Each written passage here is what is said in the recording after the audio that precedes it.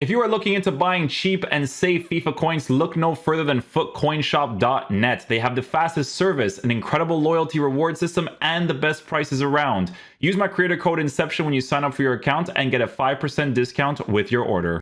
Hey guys, what's going on? Inception here, and welcome to another video. Sorry about this discussion video being a little bit later. I was doing a player review for Politano's card, so I was unlocking him and stuff. Literally went to my bed, was about to sleep, and then I go to Twitter and my boy Gloss was like, they got a new title update coming, and I'm like, oh, I gotta go do the title update now. Anyways, guys, for the new title update, it's looking pretty big, man. You know, a lot of Ultimate Team stuff, a lot of gameplay stuff, right? A lot of gameplay stuff, right? The rest of this, I couldn't care less about. The career mode, Volta, general audio visual, I mean the settings thing, maybe we could take a look at that, right? But let's take a look at some of these new things here. So Ultimate Team, address the following issues. On rare occasions, players could have disappeared from the matches after a substitution or red card. Following the completion of a match, sometimes the advanced menu option did not function unless another menu was first visited on the post-match screen. Yeah, that's like, so if you ever finish the match, you literally could not advance from finishing that match. You would have to go to match rewards, back out of match rewards, and then advance, and then it would work. You know, we play a beta, guys. You know the vibes.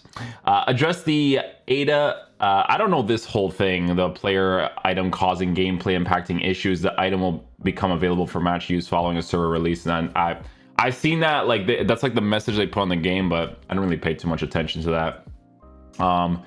After watching end highlights in a match, consecutive squad battle matches could not have been paused. Okay. Address the stability issue that could have occurred when interacting with the transfer market. Sometimes when using squad builder, player items could have been placed in incorrect positions. Stadium item pack openings in Ultimate Team were resulting in unintended animation with placeholder text. Squad Ball's pre-match screen displayed a duration of 6 minutes instead of the intended 4 minutes per half. This was a visual issue only. Okay, because I was even looking at it and I was like, I don't know why it says 6 minutes. Because if I'm playing 6 minutes, just do the thing, you know? The rival weekly rewards timer and the season ends timer were reversed. This was a visual issue only. Holy, you guys have so many issues in this game, man. SBC group descriptions were not always visible in rare situations. UT friendly classic matches could have started with 6 players on the pitch instead of the intended 22. When comparing price on transfer listed player items, transfer list pages could not have been scrolled through until exiting and re-entering the transfer list. Some stadium items in the store were not previewing when selected for the first time. Playstyle Plus did not feature the plus symbols when viewed on a player bio screen. On rare occasions, the stadium goal pyrotechnics could have appeared in the center of the pitch. When attempting to exit out of a category of the store, the entire store was closed instead. The time was not always displayed on the kit select screen for rivals and champions matches. After exiting a concept player search from the squad screen, the title did not always return to the correct screen. That's the thing that I showed you guys in the video. Some UI elements had font, color, and background combinations that are difficult to read. In some specific cases, menu shortcuts did not send players to the intended location.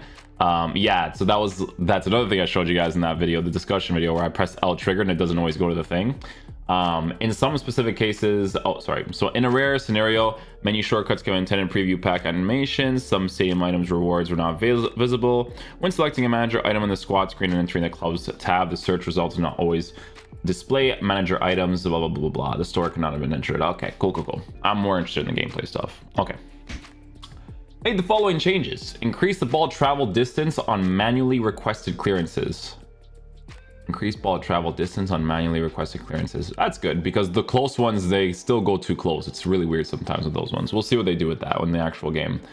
Slightly increased jockey turning speed when moving at slower speeds. Ooh, that's going to be a big one.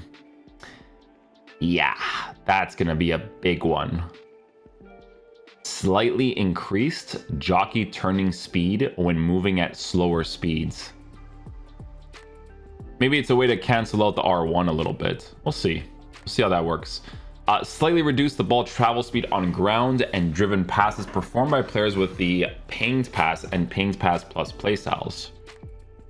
The travel speed. Okay. Increase the likelihood of a player with a long throw and long throw plus playstyles to be selected on for a throw in advanced areas of the pitch. That wasn't done at first. Interesting. Precision of finesse shots can now consider an aiming input change that occurs right before the ball's hit.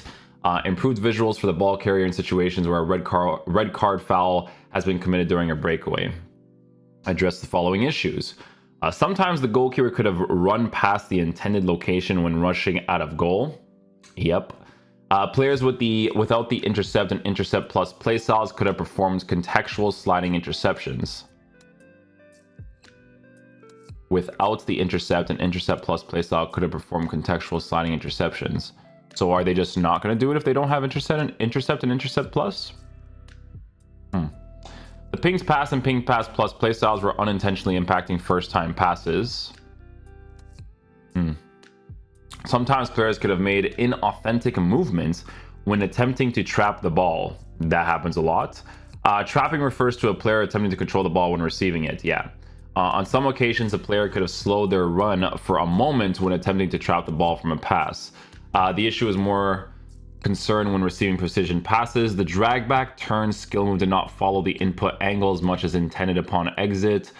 Reduce the likelihood of the... Excuse me, it's really late. Reduce the likelihood of the rainbow flick skill move causing the ball to hit the back of the player. Oh, yeah, that one's annoying too. Sometimes a player could have taken a touch of the ball instead of attempting to perform a requested first-time chip shot. I never really attempted the chip shots too much, but if that's a thing, then obviously fixing that would be important. In some specific scenarios, a requested finesse shot could have resulted in an unintended shooting animation. That happens a lot, yeah. In some airball situations, auto-switching did not follow the player's auto-switching control settings. Yep. A contextual volley could have incorrectly occurred in some heading situations.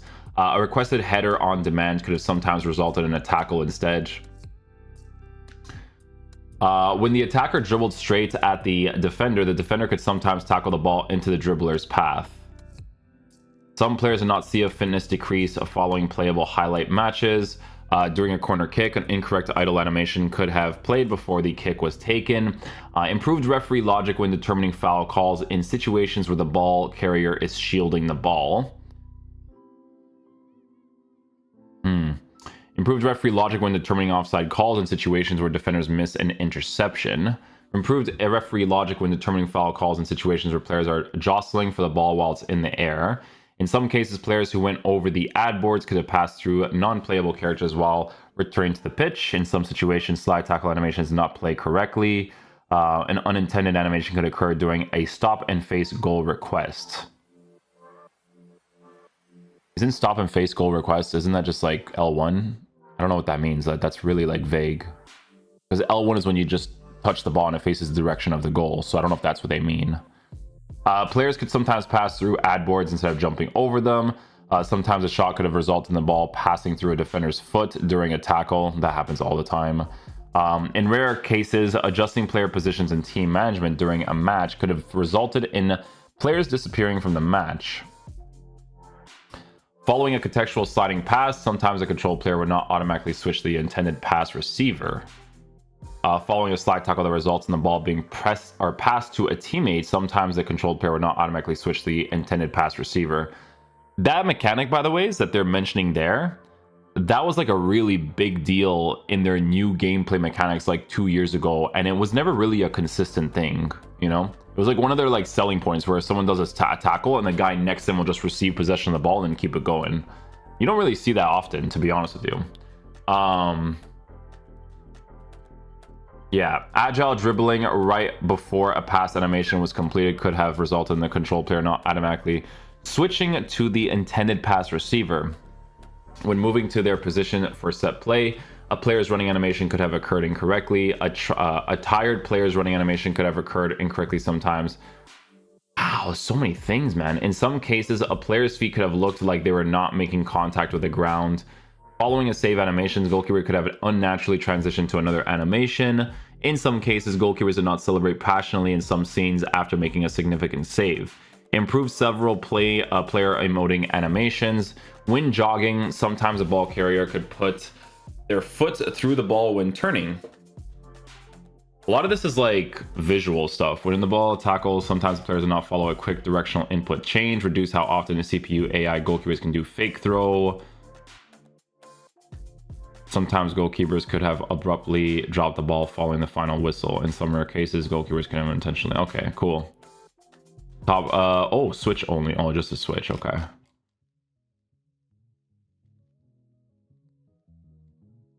Increase. This is the biggest one. It's this one. Increase jockey turning speed when moving at slower speeds. That's like the main one here, to be honest with you guys.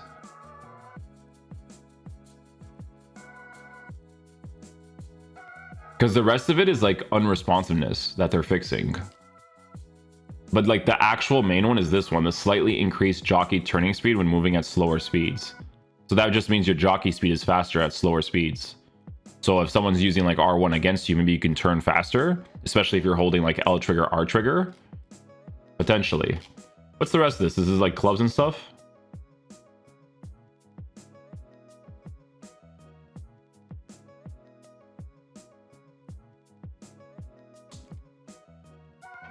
Placeholder text, playstyle plus not correct.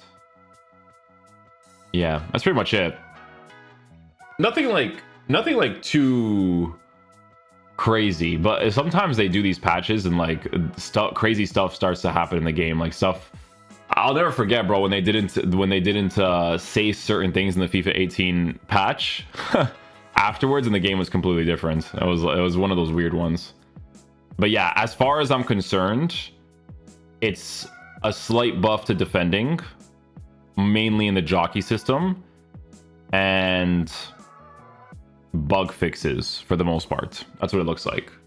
So nothing like too crazy drastic. Like you're still gonna face the park the bus stuff. Like all the base mechanic stuff is gonna be the same, I would say, for the most part. It's not like the shooting and stuff is gonna change or anything like that. Like it's all gonna be the same thing, which is you know, the goalkeepers being the way that they are, there are certain animations that the goalie makes that is stupid. I will say, especially when it's like an angle where someone doesn't have a good enough angle to score their opportunities, and the goalie doesn't do a proper save. Absolutely, I completely agree with that. But I like the goalies being bad. I like when you do a shot cancel against the goalie, it forces animation, especially when you're in the side positions inside the 18-yard box, and someone's just like marking every single player, right? Stuff like that I personally like, because it causes like a balance in the game. It's like if someone's doing this, then you can do this around that, right? Because it could still defend both ways to mark the actual player and the guys around you.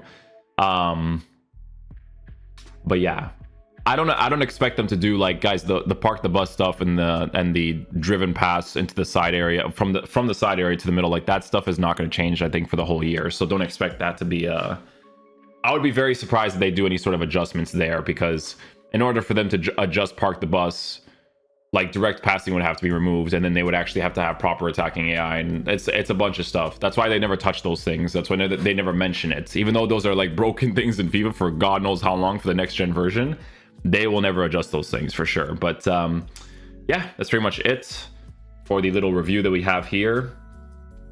It's mainly in the defending, to be honest, like the jockey speed and stuff. But yeah, I'll catch you guys for the next video. Peace out, dudes. Love you guys.